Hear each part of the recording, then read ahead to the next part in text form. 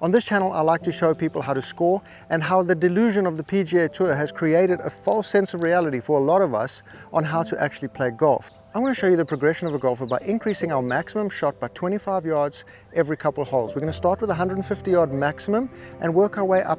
The way I show you how to score prevents you from losing golf balls. And to prove it, we're going to play the next few holes with only these 3 golf balls. They cost $7 each to get into the country. These are Shade Vice Pro Plus, and we cannot lose 3 golf balls. If we do, the video's over. The tees we're playing are about 6,500 yards in total, but you may want to decrease that if you only have a 150 yard maximum shot learning to score. We've got 190 yards left, so what we can do is either split this up with like 150 and then another 50 yard shot, or we can do 100, 100, we can do 120 and 70. It's completely up to you. This is where you start to learn your favorite shot skis and also the most comfort you get out of a shot to give you trust so that you can lean on these shots into the future when you become a scratch golfer. I promise, this is where it starts. This is where you start to develop a core 5 shots. Amazing, amazing. So we aim this away from any problems, no bunkers. On the left there, just straight into the middle of the fairway. And then we leave ourselves a beautiful wedger into the green ski. We've hit this to 90 yards, which is going to be very common because a lot of our approach shots are going to be inside 100 yards because we're laying them up. Now, if you can find a few favorite distances inside 100, around 100, you're going to really start creating a lot of shots to use once you start adding distance and more clubs to your bag. It's like a interconnected puzzle that you need to start somewhere. And the best part is to start from the hole backwards so that you have a very good bedrock. When you have good bedrock, your house is going to stand forever because you can always rely on these shots you learned early.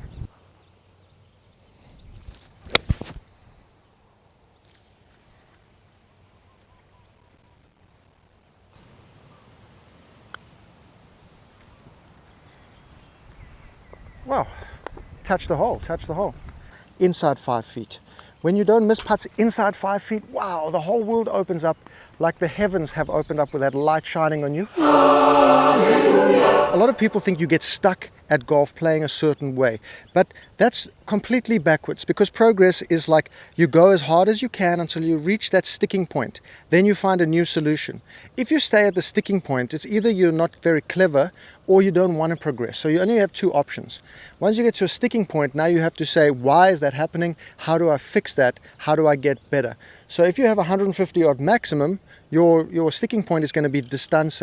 It's going to be the tees you can play. So then obviously you need a little bit more distance. Maybe your short game needs to improve even a little bit more. Once you get to a best score from 150 yard maximum shots of like maybe 90 to 95, now you want to increase the distance, of course. A lot of progress in golf comes from realizing things when you're doing other things. So when you play like this, you realize slow is smooth, smooth is fast. You don't have to hit a ball hard to get the ball in play and actually shoot pretty decent scores for the little bit of distance that you have. And sometimes you hit bad shots that just doesn't matter, because now you know you don't have to hit the next one hard. You have 150 yards. People you play with may not understand it, but who gets the last laugh when you've got all your golf balls in your golf bag, you haven't lost any, and the maximum score you've made is a bogey all day? Now that's powerful. We lay this one up to the corner. We don't have to take on any unnecessary disaster and danger here. And that's with 2 little mediocre shots. Just leave us at the corner of the dogleg, leaving an approach shot onto a par 5. Absolutely money. Much better than looking for golf balls in the deep stuff and in the trees. That's what you're going to learn. It's much more stress-free staying in play instead of hitting hero shots with gay abandon into terrible places.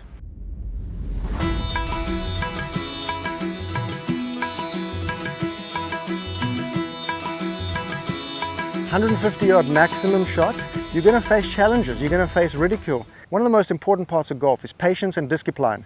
So if you want to develop discipline for your future golf, when you have to stick to a plan and a process that you create, which you will find out as you get better, this is the best place to start, because who's going to hit a 150 yard shot and then play well inside 100, chipping and putting, trying to save a score?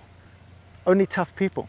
Now you may see a sticking point here where you can't reach greens and it becomes difficult on long holes, and that's where the discipline comes in to understand, let me add something to the bag on these specific holes. Then you add them on these specific holes, growing your confidentiality, adding them in on other holes. This is golf 101 for absolute bowsies. So we go 150 yards. We've been honing this single shot at the driving range. We've been doing nothing else. And it goes perfectly in play now because we have so much control. We don't have to hit it hard. We are absolutely on the right track. Let's give a little Grace Charisse.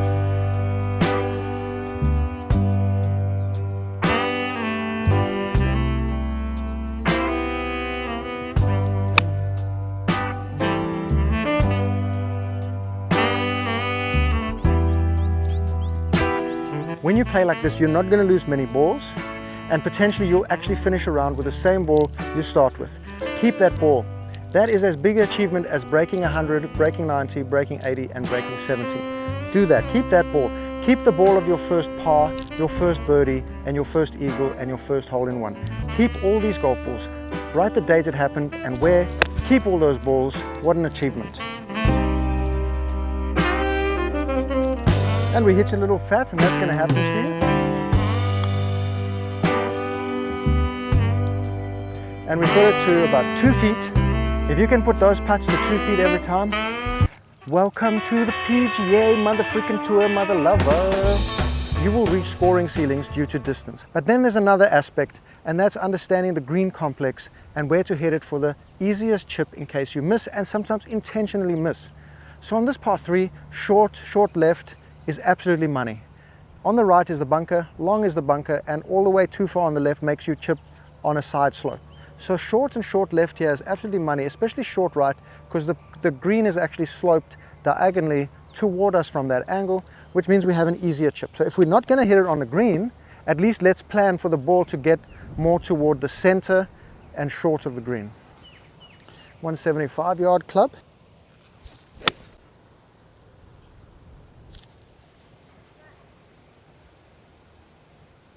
Feathers keep growing the birdies. Around the greens we need to develop a little technique cue, and the technique cue I like to use is toe down chipping, Paul Runyon style, and then I like to use what I call the 6-8-10 hoe ratio. It's a ratio we use when we keep it low to get the hose. When you go high you're going to cry, stay low, get the dirty hose. So we take the hose and we work out a ratio. That ratio is calculated by calculating the distance to our landing spot, and from there the rollout to the hole. So it's 6 to here, 12 to the hole. That's 1/3 to 2/3. So I want to use an 8 iron to do that. 8 iron ratio is carry 1/3, rollout 2/3. It's up the hill, so I could probably even go to a 6 iron in the 6-8-10 hoe ratio method. You can check that video on my channel. So let's see how we do with an 8 iron. That looks pretty good. Maybe I could have gone further left, but we've left ourselves a beautiful 5-footer for the par ski. Of course, gangbanger, you're not going to be absolutely perfect, as I am, a reflection of perfection, but you will start getting better. You're going to chunk a few, just stick to the plan, just work on those clubs. See it as a long-term journey. Golf is a journey, it's not a destination. Nothing stops. You're always learning, always getting better. So what you can do here on a par 5, for example, 535, I want to reach it in 3 shots, right? Wow, 175, 180 yards, 3 shots were on the green. Hey, maybe you can't do every single shot perfectly, but doesn't that change your mindset a little bit, that you don't need to bang it 300 or 250 out there to just get on in 3? You don't have to. If you wanted to hit it in 4 shots, 535 divided by 4, well, we're looking at about 140 yards to get onto the green. Easy game. Now for us at 175 maximum, to get greenside in 3 or inside 40 yards for a little chip and a putt ski, wow, that's what dreams are made of, you know what I'm saying? So it's 220 yards to the 150 yard marker. So let's just hit it up there, and maybe we get lucky and get inside 175 to hit our 175 yard club in. But if not, you know what, we get it inside that 40 yard zone. We chip and putt ski like a bow ski. 175, let's go. Caddy, what did you smoke for breakfast? That's what I want to know.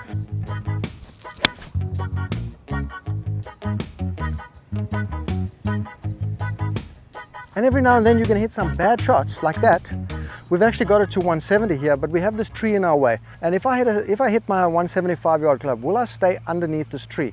I don't know. So I'm going to actually play the punch shot back into the fairway and hopefully get me to roll up to like maybe 140 yards, leaving me a 30 yard pitch up the middle of the green.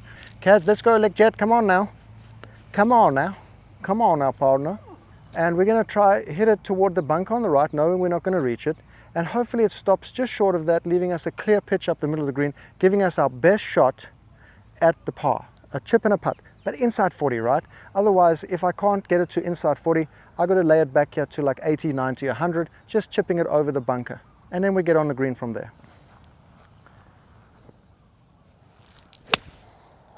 So the punch shot is merely just a little chip shot. And that chip shot is like when you're next to the green and you're just hitting a little chip.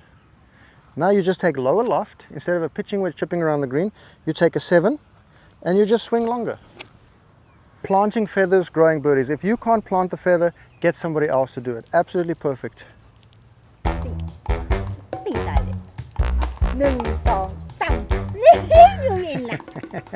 One more. Okay, one more. We got 36 yards, perfectly inside the 40-yard range. And this is where we want to spend most of our time practicing short game, is like 10 to 30 yards from fairway, rough and bunker. That's where most of your shots are going to finish. Okay, 36 yarder. Let's get it on the green.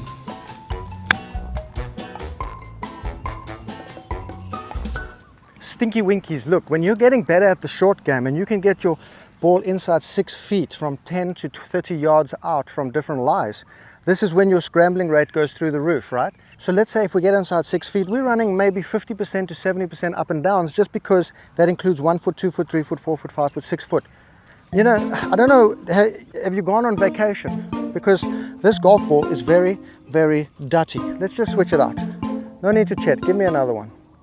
Give me another one. You know what I'm saying? My caddy is sleeping today. Okay, cats, get well, quiet, huh?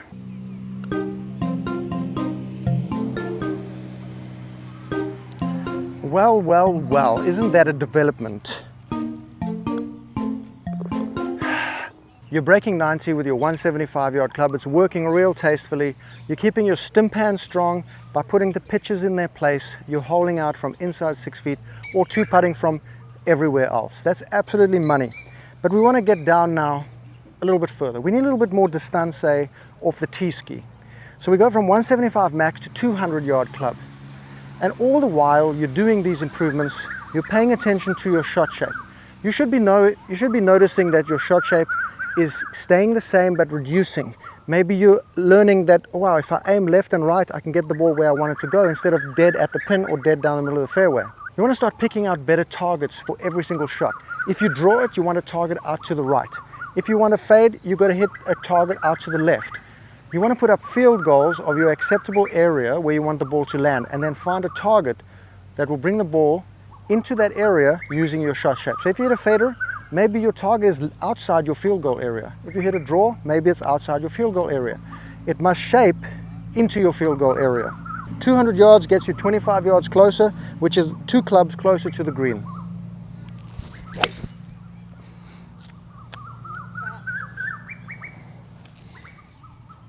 Now with a 200-yard club, you're able to go for more green in regulation, maybe with a longer club, but you still have an opportunity to get greenside or on the green. You need to start taking into account the lie, the elevation, the wind and the distance. The lie is very important, determines the entire shot. The fairway lies are generally quite easy, but you need to start learning the lie in the rough, how a slope affects your shot, upslope, downslope, ball below your feet, ball above your feet, and how to aim for that by picking the correct target for that specific problem. If you have wind into you, you have to hit more club. You don't want to hit harder. The harder you hit, the more spin you make, the more the wind pushes it back. Into the wind, your ball shapes more left and right. Downwind, it shapes much less. Downwind, you have to hit less club. Let the wind take it in, or keep it low out of the wind. Wind off the left to the right is going to move your ball. Right to left is going to move your ball. So we need to understand these things to be able to pick the correct shot to get really low. It doesn't really help just to copy paste everywhere around the golf course, and this is when your brain really needs to switch on, when you can start going for greens in regulation especially. Into the breeze, hitting the 175-yard club that we had from the past. And sometimes we're not going to be perfect, we're going to leave it short like that, but now we're getting closer to the green on our second shot, inside that magical 40-30 yard zone. This is an entire process that we're trying to put into place, and progress doesn't stop just with what clubs you hit or how far you hit. Progress in golf, there's so many nuanced things. It's like an onion. We can't even get into all of them in this video, but Hopefully there's a few there to get your mind firing, because neurons that fire together wire together.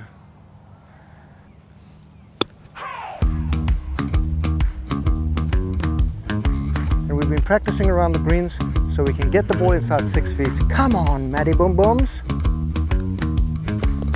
Top tip for you on a par 3 when there's water. Just stay away from the water. Whatever you do, just do everything in your power to get it away from the water. If you go in the water on a par 3, you are taking a double bogey, guaranteed. It's almost 100%. So let's aim with a better target away from the water, take into account our shot shape, and make sure we just stay the hell dry. If you're surrounded by water on an island green, good luck.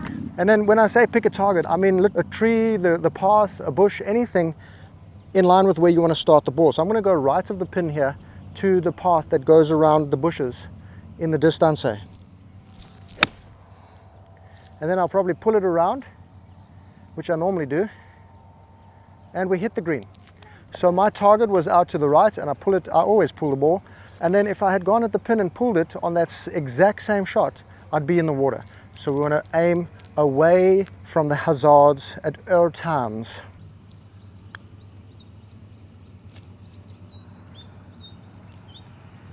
No birdie, no tip. I like par 2 because then I don't have to give you a tip and I can go get a nice freaking espresso and a scone to reward myself with this great video. I think you can break 80 with 225. 225 is just going to get you just closer to the green, and you've been working on those prior shots, so now you're going to have approach shots of 175, 150. So that means potentially you might have some longer shots in to, let's say, a long par 4. Now you can reach them with your hybrids or your fairway woods. You always want to be seeing what shots are coming up most often when I play, and then go work on those. You can track that with Arcos, ShotScope, or a Garmin.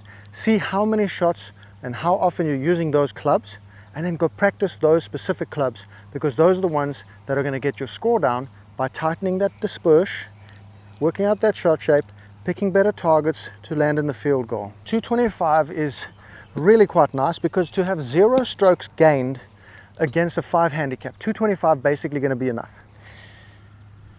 Let's move this ball.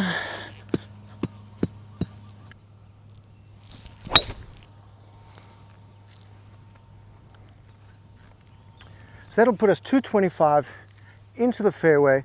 That is the kind of the key we're looking at here. Pushing for distance, pushing for something you can't do, staying outside your capabilities is really not how you improve, it's how you get worse. Staying in your capabilities, growing your capabilities, hey, that's what I call progress. Because like they say, the rolling stone gathers no children, the kids, anyway.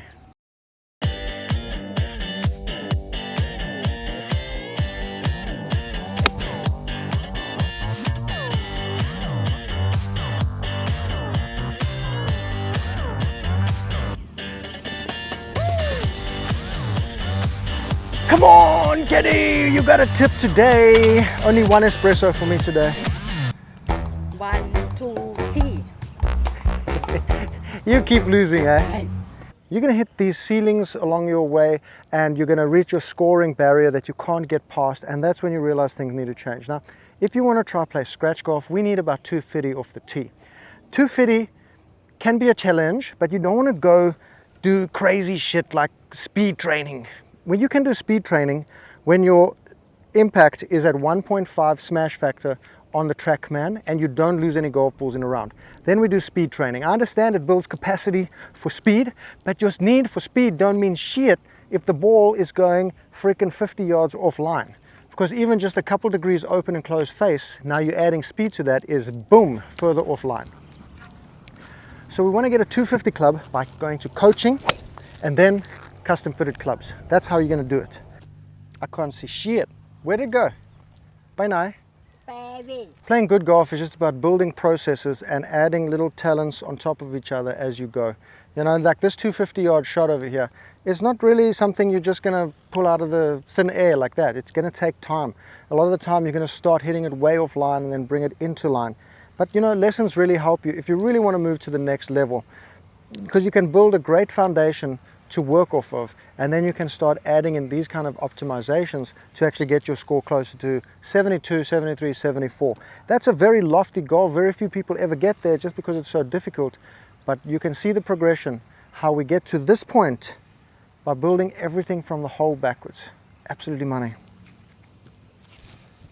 100 yards, and we've got a 56 in hand, and we're going to put this one out to the right because that pin is a sucker on the left hand side of the green.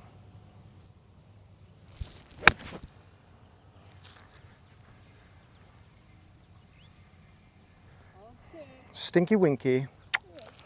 This green was only laid 3 weeks ago, just like I was, and it's a fantastic result. Look at it, 3 weeks and it's ready to play paspalum. They changed from Bermuda to paspalum grass, which is very pure and requires less grain reading. And what you'll find as you get better and you add more shots to your arsenal, the importance of distance control on putts and on approach shots is so important, right? You want to get it not to go too far, not to go too short, and that is a skill in itself. It's so many things, right, to get your score down. Keep it in play, learn the other soft skills, the intangibles. They're going to bring you great success when you pick up distance. Okay, Cads, kwana.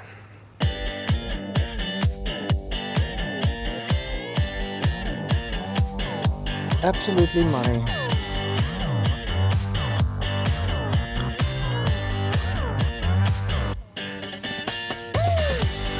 Brand new green, first birdie on it. Come on, hippies.